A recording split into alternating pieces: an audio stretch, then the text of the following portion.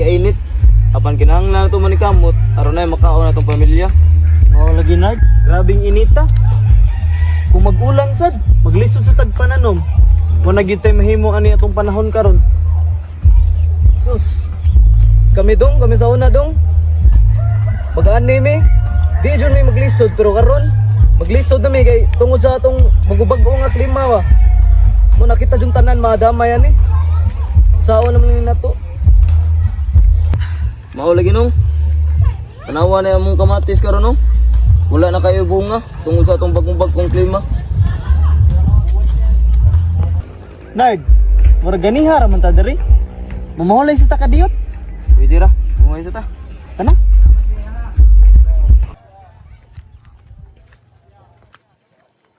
Sail, ngayon unta lagi sunod semana, mamunga na atong mga kamatis. Oo lagi Nard. Pero kasugod at pangani ato ang pananom diri.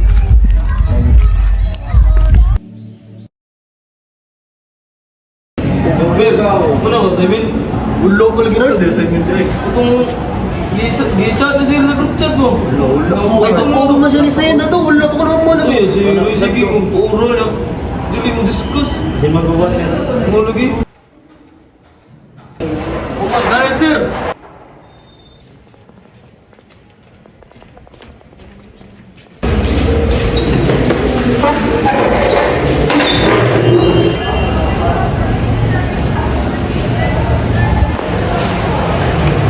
Good morning, sir. Sir, good morning sir. Late na sir. Anong late ka? Traffic sir. Ikaw talaga mo sa importante yung takbo distansya. Ikaw mo. Oh sir, muna yung makakabasag sa mga gawas. Sir, Yes, kanya. pero ako ba sa buwan sir, so may kaon. Balo mo nga sa kalatulong ng Amerikano sa tagmayo ninyo para malikay na to ako pagbuntong yung may distansya dito sa malaki. Asa dito yun ikaw? Ito yun ikaw. Baka diri siya ka na? Tara, diri.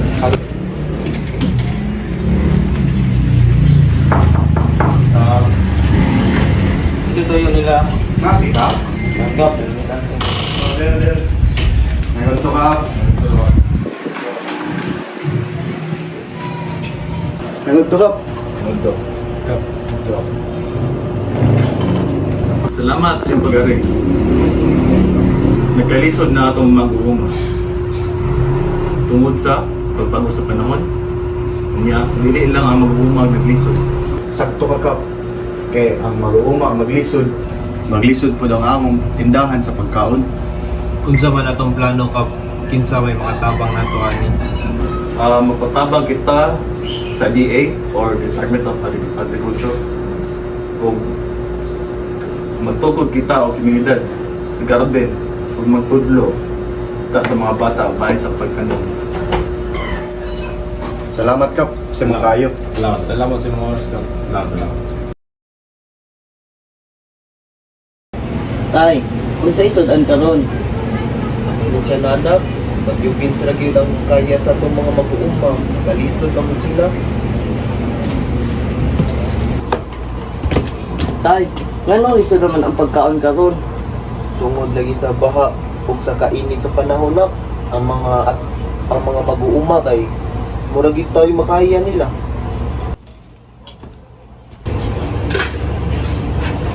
Taray mo pagkaon ako, pasensya na kay naka kay mo rin nakaya sa itong mag-uuma.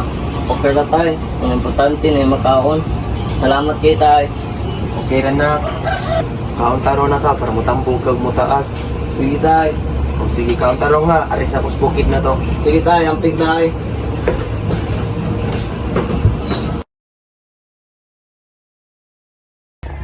Nagpasalamat dito karon nga naa mo dire. Ug di lang ni para nato ug para pud ni sa sunod nga henerasyon. Salamat gud kayo ninyo. Huwag tinabangay lang yun ta. Di yun magut man na to ang komunidad ani. Buhaton na tong tanan para sa kagmaon sa atong pagkaon. Kap, salamat sa gayo sa imong pagamayo kap. Ang pagkaon dili lamang usa ka panginahanglan kini ang kinabuhi, ang paglaom ug ang kaugmaon sa atong komunidad. magtinabangay kita alang sa usa ka luwas nga kaugmaon.